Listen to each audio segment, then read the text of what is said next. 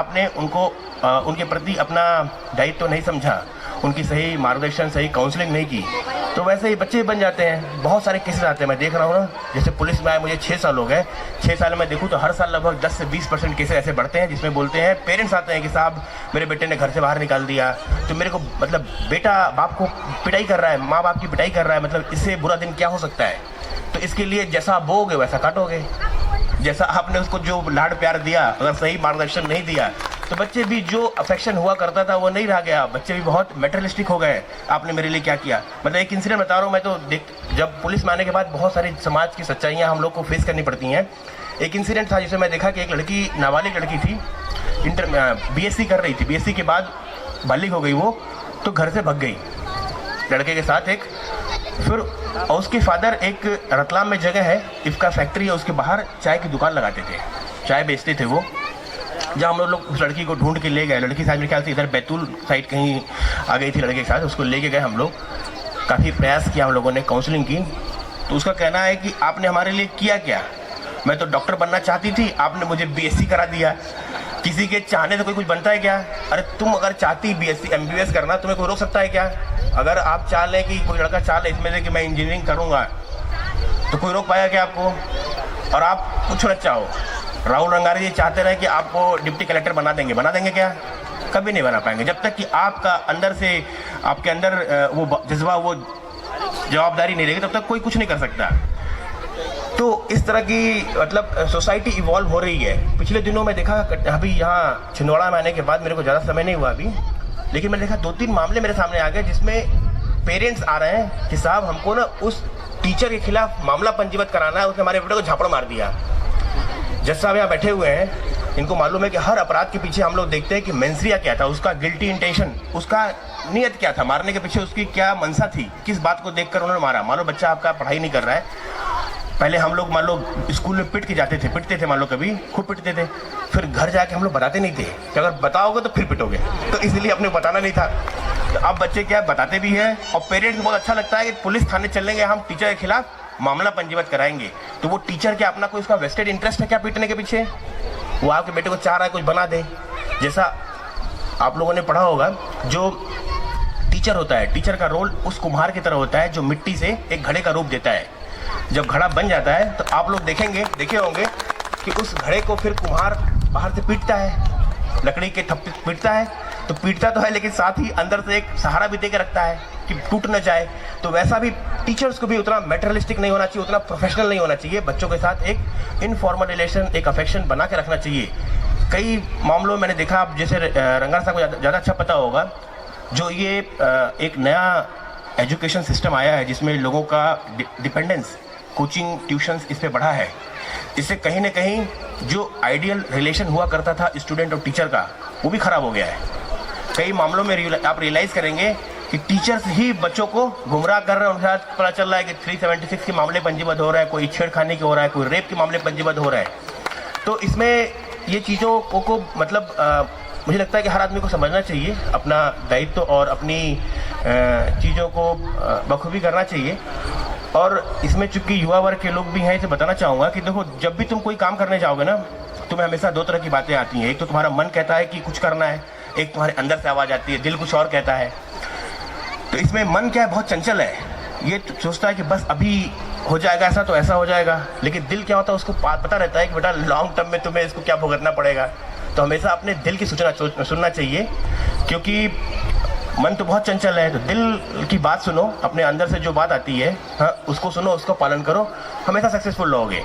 और इसके अलावा एक चीज़ और है, जैसे 3 चीज़ें मैं कई बार बता चुका हूँ लोगों को, पुलिस से बताता हूँ। 3 तरह की चीज़ें होती हैं, एक होता है बोलना, एक होता है करना, एक होता है दूसरा विचार करना, कि आपका थॉट प्रोसेस क्या है, आप क्या सोचते हैं, क्या बोलते हैं और क्या करते हैं। ये 3 चीज़ें हैं।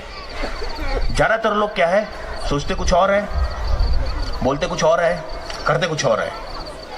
तो इन तीनों में सबसे इंपॉर्टेंट चीज़ क्या है, कोई बता पाएगा क्या? बोलना, सोचना और करना।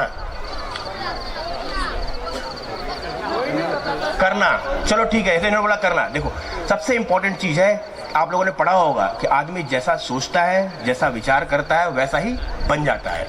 जैसे आप मान लो कुछ करना चाहते हो, तो करने के पहले क्या होगा, आपके मन में विचार आएगा, सोचोगे तभी तो कुछ करोगे। अब मैं नाले से मान लो बोल रहा हूँ, तो बोलने के पहले मैंने विचार किया कि मैं क्या बोलूँगा। तो सबके सेंटर में क्या है? विचार, कि आपकी थॉट कैसी है, आपका विचार कैसा है।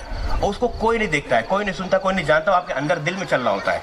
तो अगर आप सक्सेसफुल बनना चाहते हो तो आपके विचार, आपकी सोच वैसी होनी चाहिए। अगर आप ये सोच के सक्सेसफुल बनना चाहते हो कि मैं तो बन जाऊंगा पुलिस में, या फिर जैसा बताया आप पूर्व के वक्ता ने कि पुलिस में बन जाओगे तो बस नोट छापोगे, पैसा बहुत आएगा, बहुत सारी गाड़ी हो जाएगी, बंगला हो जाएगा, तो कभी नहीं बन पाओगे। जिस चीज़ की नीयत ही गंदी है, गंदी नीयत से स्टार्ट करोगे कभी नहीं बन पाओगे। अच्छी नीयत से, अच्छी देशभक्ति की भावना को ले करो, और जो भी समस्याएं समाज में दिख रही हैं आपको, इसका आपके पास क्या सोल्यूशन है, इस मेंटेलिटी से करो। जैसे मैंने जो अनुभव किया है, ज़्यादातर सक्सेसफुल लोग जो यूपीएससी में या पीएससी में सक्सेसफुल होते हैं, ज़्यादातर इनमें संख्या रहती है यूपी और बिहार के लोगों की।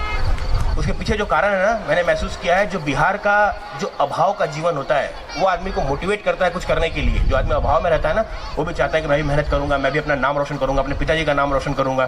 तो इसलिए ये अभाव जो है ना, इसको अपना वीकनेस मत मांगो, ये तो आपका स्ट्रेंथ है, ये तो आपकी ताकत है जो आपको मोटिवेट कर रहा है कि मुझे आगे बढ़ना है। उसको पालन करो और जी तोड़ मेहनत करो। जैसे बता रहा हूँ ना, आदमी के अंदर इनफाइनाइट शक्ति है।